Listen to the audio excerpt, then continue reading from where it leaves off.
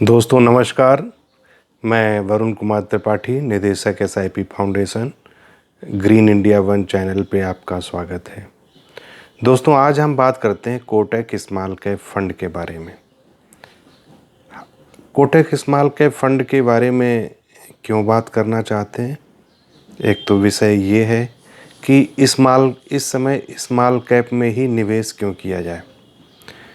मित्रों, हमारे देश को आज़ाद हुए लगभग 75 साल पूरे हुए। पिछले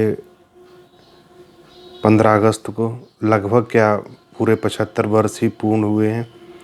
तो हमने अभी अमृत महोत्सव के रूप में स्वतंत्रता दिवस को मनाया और अब हम बात ये करते हैं कि 75 साल में हमारा देश तो बहुत आगे चला गया। क्या जो हमारी प्रगति हुई है, क्या उसी स्पीड में हमने भी प्रगति की है? जी हाँ मित्रों, कई लोगों ने की है, कई लोगों ने नहीं की है। उसके अलग अलग कारण हैं, अलग अलग अपने तर्क हैं और वो तर्क उनके हिसाब से ठीक भी हो सकते हैं, गलत भी हो सकते हैं।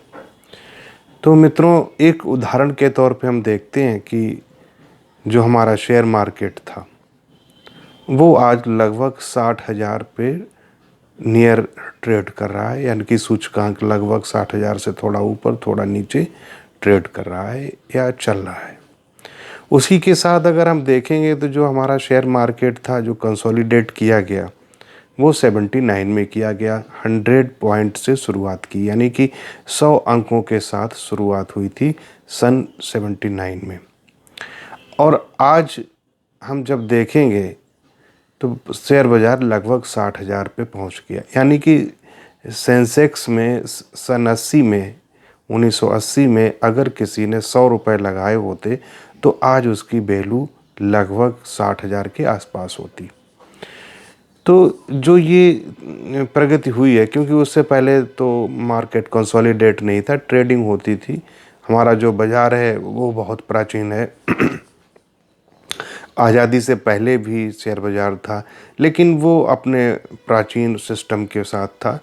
आज अगर हम देखेंगे तो मार्केट कंसोलिडेट है, सारी रेगुलरिटीज़ हैं, सेबी है और वर्ल्ड के टॉप मार्केट्स में गिना जाता है। तो दोस्तों, जिस हिसाब से मार्केट ने प्रगति की, क्या हमने प्रगति की? अब हम बात करते हैं कि नेक्स्ट 25 ईयर्स के, यानी कि 25 साल बाद हम कहाँ पहुँचेंगे। 25 साल बाद हमारा देश शताब्दी वर्ष मना रहा होगा, इनकी आज़ादी के हमारे 100 वर्ष पूरे हो गए होंगे। तो जो पीछे जो हुआ वो तो हुआ ही। आज हमारी जो इकनॉमी है वो लगभग $3 ट्रिलियन की है और ये आप जो प्रगति पीछे हुई है, अगर हम वही प्रगति ले लें तो 25 सालों बाद आप देखोगे लगभग ये $50 ट्रिलियन की इकनॉमी बन जाएगी। जो पीछे हिस्ट्री रही उसी के हिसाब से लें अगर हम, तब भी ये $50 ट्रिलियन पे पहुंच जाएगी। तो लेकिन इकनॉमी बढ़ जाएगी, सेंसेक्स बढ़ जाएगा। सेंसेक्स उस समय कितना होगा ये आज से कह पाना थोड़ा कठिन है, लेकिन हम मान के चलते हैं, लेकिन एक बहुत बड़ी ऊंचाई होगी। जैसे किसी ने कभी सोचा होगा कि जो 100 पॉइंट का जो सूचकांक है, क्या वो 50,000 क्रॉस कर जाएगा, क्या वो 60,000 क्रॉस कर जाएगा। तो आज हम कहें कि ये 2-3-4 साल में बाज़ार 1 लाख हो जाएगा, तो लगेगा कि यार 1 लाख कैसे हो सकता है। लेकिन बाज़ार को परसेंटेज में देखा जाता है, अंकों में नहीं। कि जब हमारा बाज़ार 100 से 200, 200, 300, यानी कि 100 रुपये पे किसी ने लगाया और 200 हो जाए तो 100% की ग्रोथ हुई। तो बाज़ार यहाँ से अगर आगे चलता है तो आप निकट आगे 5 सालों के अंदर ही कब हो जाए ये कहना थोड़ा कठिन है, लेकिन मैं विदिन 5 ईयर्स ये 1 लाख का आंकड़ा अवश्य टच करेगा, पहली बात।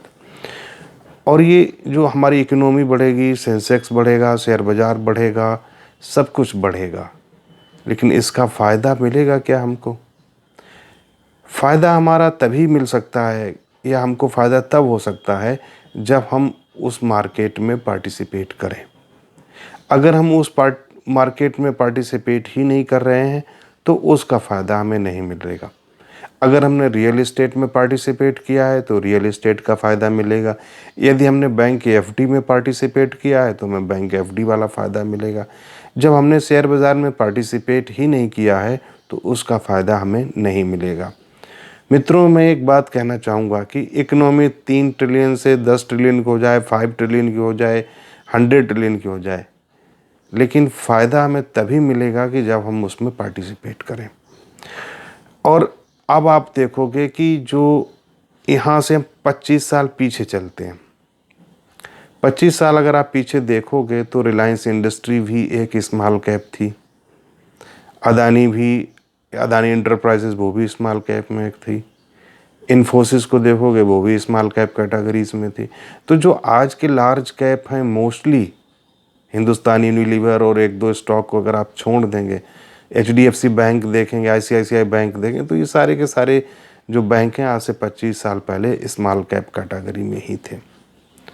तो मित्रों, स्मॉल कैप से ही मिड कैप और मिड कैप से लार्ज कैप बनते हैं। स्मॉल कैप का निवेश इसीलिए बहुत इम्पॉर्टेंट है कि आप 25 साल बाद देखोगे नए सेक्टर आ जाएंगे, नई कंपनीज आ जाएंगी।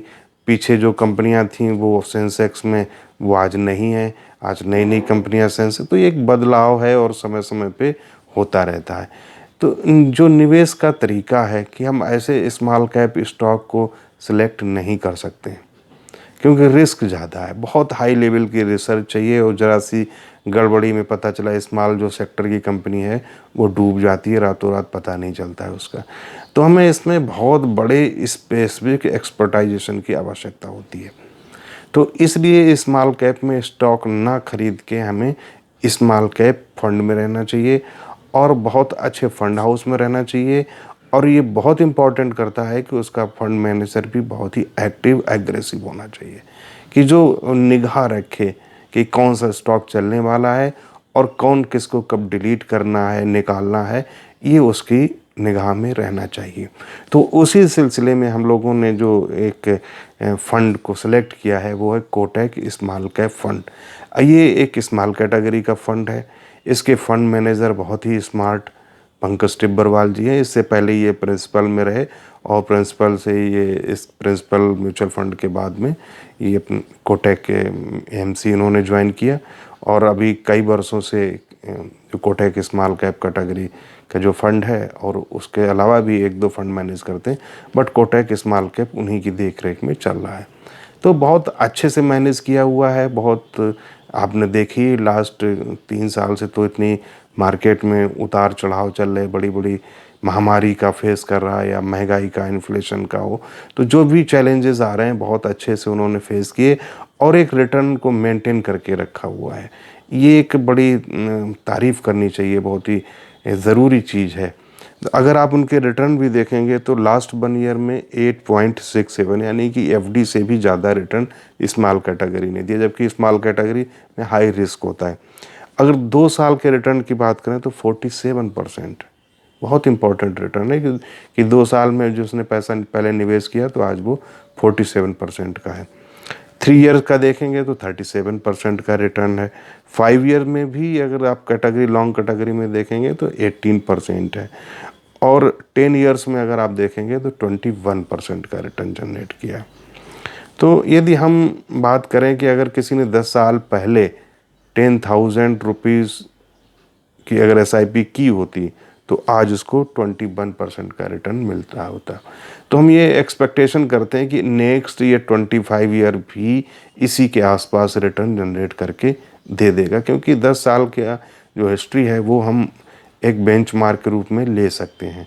तो हम ये मान के चलते हैं 21% का रिटर्न, ये 47 तो नहीं आ पाएगा, ये कहना अतिशयोक्त होगा कि हर साल 47%, 50% रिटर्न जनरेट होगा, ये असंभव सी बात है। लेकिन हाँ, 21 या 20 से 25 के बीच में हम एक्सपेक्टेशन रख सकते हैं। तो यदि हम यही मान लें कि यही 21% का रिटर्न आगे 25 सालों में आया, तो अगर हम 10,000 रुपये प्रति माह की SIP आज अपनी प्रारंभ कर दें तो 25 साल बाद जब हमारा देश शताब्दी वर्ष मना रहा होगा उस समय हमारे पास 7 करोड़ रुपए होगा। सोचिए कितना सुखद होगा कि जब हमारा देश 100 वर्ष पूरे कर रहा हो और आपके पास में भी एक पैसा हो जो कि आप उस जश्न में शामिल हो सकें और उस जश्न में अपने पैसे को खर्च कर सकते हैं। तो दोस्तों, इसी के साथ हम लोग आज वीडियो को यहीं समाप्त करते हैं और आपसे गुजारिश करेंगे कि इस वीडियो को शेयर अवश्य करें। बहुत बहुत धन्यवाद, बहुत बहुत आभार।